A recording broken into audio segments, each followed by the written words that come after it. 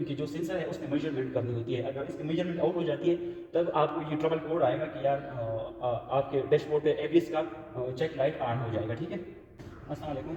Anti lock brake system और brake system को discuss करते हैं। एंटी लॉक ब्रेक सिस्टम और मैनुअल जो ब्रेक सिस्टम है उसमें क्या फ़र्क है, और उसके बाद जो है ना इसके कंपोनेंट्स कौन कौन से हैं, और इसके एबीएस के जो एंटी लॉक ब्रेक सिस्टम है इसके एडवांटेजेस कौन से हैं, और ये इसका वर्किंग प्रोसीजर किस तरह है। तो हम सबसे पहले शुरू करते हैं इसका एबीएस का वर्किंग प्रोसीजर से और इसका कंसेप्ट से। तो इसका कंसेप्ट जो है ना हमें इस तरह मिलता है कि पहले जब मैनुअल गाड़ियाँ चलती थी उसके बनिस्बत एबीएस जो है ना वो काम किस तरह करती है, और ये इसका वर्किंग प्रोसीजर किस तरह सा है। तो अभी हम बात करते हैं एबीएस की, एंटी लॉक ब्रेक सिस्टम की। जिस तरह इसके नाम से हमें ज़ाहिर हो रहा है कि ये एंटी लॉक ब्रेक सिस्टम है। एंटी लॉक ब्रेक सिस्टम इसके नाम से जिस तरह हमें मालूम हो रहा है कि ये लॉक के एंटी है। ठीक है, कि चीज़ को लॉक होने नहीं देगी। आपकी व्हील को, हम गाड़ी की ब्रेक की बात करते हैं, आपकी व्हील को लॉक होने नहीं देगी। ठीक है, तो इसके फ़ायदे कौन कौन से हैं और ये क्यों डिज़ाइन किया गया। तो इसको जो है ना एंटी लॉक ब्रेक सिस्टम को एंटी स्किड ब्रेक सिस्टम भी बोलते हैं। तो अभी जो है ना एबीएस सिस्टम में क्या होता है कि मोमेंट जब हम ब्रेक अप्लाई कर रहे होते हैं, तो जब हम पेडल को प्रेस करते हैं, ब्रेक पेडल को, ये हमारा ब्रेक पेडल हो गया। ठीक है, ब्रेक पेडल को हम प्रेस करते हैं तो वो मास्टर सिलेंडर में जो फ्लूइड होता है, ब्रेक मास्टर सिलेंडर, ठीक है, ये ब्रेक पेडल हो गया, ये ब्रेक मास्टर सिलेंडर हो गया। ब्रेक मास्टर सिलेंडर में जो ब्रेक ऑयल होता है, हाइड्रोलिक ब्रेक फ्लूइड होता है, वो ब्रेक मास्टर सिलेंडर के अंदर पिस्टन लगे होते हैं और उसके अंदर किट लगा होता है।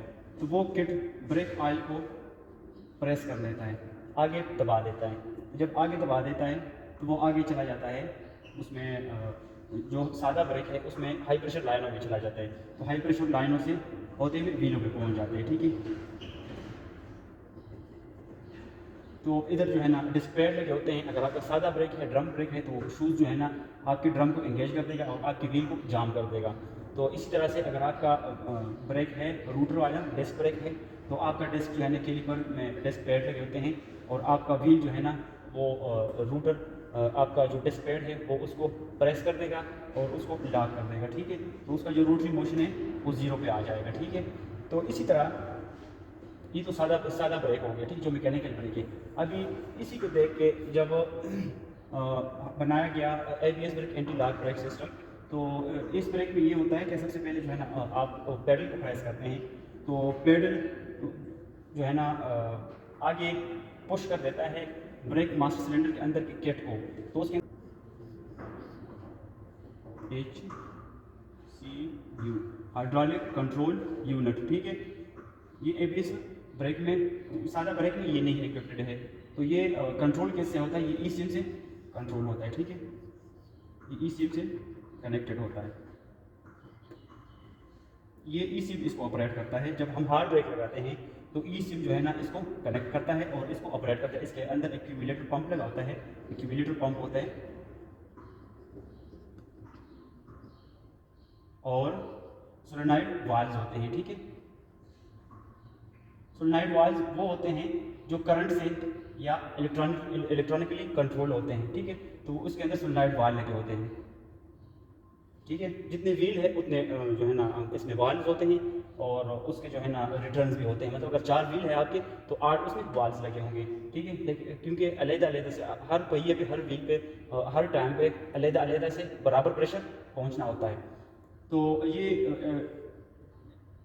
ये अभी सेंस किसको करता है, ये इधर हम इधर से जब brake fluid, brake oil out होता है तो वो आ जाता है आपके व्हीलों पे। ठीक है, जब व्हीलों पे आपका ब्रेक फ्लूइड पहुंच जाता है तो उधर ब्रेक अप्लाई हो जाता है। अगर नॉर्मल रूटीन में हम ब्रेक अप्लाई करते हैं तो वो जो है ना आपका व्हील अगर घूम रहा है तो हम नॉर्मल ब्रेक अप्लाई करते हैं तो उस टाइम ईसीयू ऑपरेट नहीं होता है।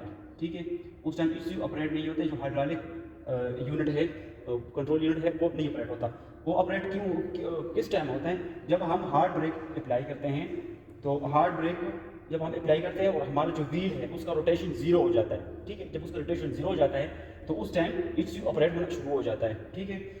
जो ECU है उसको पता कैसे चलेगा कि आपका जो ब्रेक है अभी नॉर्मल है या हार्ड ब्रेक है, कि मैं ऑपरेट हो जाऊँ या ना हो जाऊँ। तो इसलिए इसके लिए जो है ना व्हील के ऊपर स्पीड सेंसर लगाए गए हैं, ठीक है, जिसको ABS सेंसर भी बोलते हैं, ABS सेंसर। अच्छा, दूसरा स्पीड सेंसर। तो इस मुख्तलिफ नामों से जाना जाता है, ABS सेंसर, स्पीड सेंसर, ठीक है। तो ABS सेंसर क्या करता है कि इस व्हील के अंदर एक कोनिक व्हील लगा होता है, हब के अंदर, व्हील के हब के अंदर। जो सादा गाड़ी है उसकी व्हील के हब के अंदर ABS ब्रेक का जो सेंसर है वो नहीं होते, ठीक है। तो जो ABS ब्रेक है उसमें सेंसर्स के लिए एक जो है ना जगह बनाई गई है जो व्हील के रोटेशंस को सेंस कर रही होती है, ठीक है। रोटेशन किस तरह सेंस करती है, इसके अंदर एक पोनिक व्हील लगा होता है, व्हील के अंदर पोनिक व्हील एक लगा होता है, ठीक है। पोनिक व्हील, पोनिक व्हील, पोनिक गियर, ठीक है, टूथ गियर, ठीक है। ये तो 3 नामों से इसको भी जाना जाता है, टेक्निकल नाम जो है ना इसके। तो अभी पोनिक व्हील क्या करता है, पोनिक व्हील के ऊपर दांते होते हैं, ठीक है, टूथ्स होते हैं। इस तरह पोनिक व्हील है तो इसके ऊपर इस तरह टूथ्स बने होते हैं, ठीक है, गैप दे के इसके ऊपर टूथ्स बने होते हैं। तो इधर सेंसर लगा होता है, ठीक है, ABS का सेंसर।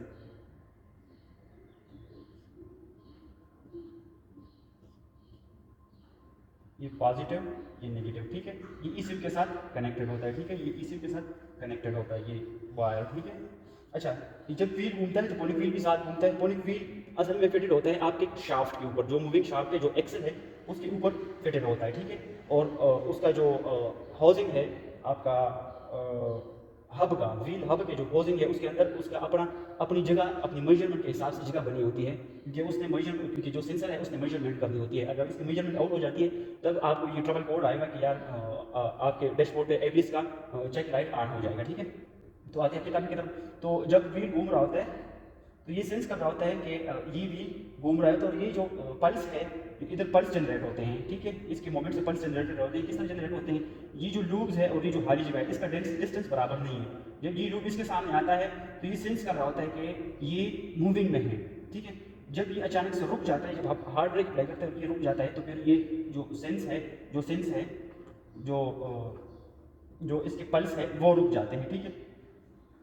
पल्स डाउन होना, पहले जब व्हील रुकने लग जाता है तो पल्स डाउन होना शुरू हो जाते हैं। तो उस टाइम जो है ना ECU को रेडी कर देता है कि आप रेडी पोजीशन में आ जाओ, मेरी जो परसेंटेज है व्हील की वो बहुत तेज़ी से रुकना शुरू हो गई है। तो ECU रेडी हो जाती है, ECU उसको कमांड देता है कि आप रेडी आ जाओ। जो ही व्हील का रोटेशन बंद हो जाता है, जीरो पे आ जाता है, तो उस टाइम ECU अपना काम शुरू कर देता है, ठीक है। ECU कमांड देता है ECU को कि आप अपना काम शुरू कर दें। तो ECU उसको बता, उसके अंदर जो है ना एक एक्यूमुलेटर पंप होता है, तो वो पंप जो है ना वो शुरू हो जाता है, ठीक है। वो जो उसके अंदर ब्रेक फ्लूइड भरा होता है, ब्रेक फ्लूइड जो है ना उसके वो व्हीलों पे पहुंचाना शुरू कर देता है, ठीक है। जब व्हीलों पे पहुंचाना शुरू कर देता है तो उसके अंदर सोलनॉइड जो वाल्व होते हैं, ठीक है, सोलनॉइड वाल्व जो है ना, जब एक्यूमुलेटर पंप पुश कर रहा होता है ब्रेक ऑयल को आगे, तो उस टाइम जो ब्रेक ऑयल है वो कुछ ही सेकंड्स के लिए, कुछ ही माइक्रो सेकंड्स के लिए हम बोल सकते हैं, क्योंकि ये प्रोसेस 1 सेकंड में 15 से 20 टाइम्स ऑपरेट होता है। ये जो सोलनॉइड और एक्यूमुलेटर पंप का जो प्रोसेस है ये 15 से 20 टाइम्स 1 सेकंड में ऑपरेट होता है। तो वो जो पंप है वो आगे प्रेशर होल्ड करके रखता है, और जो सोलनॉइड वाल्व है, जो सोलनॉइड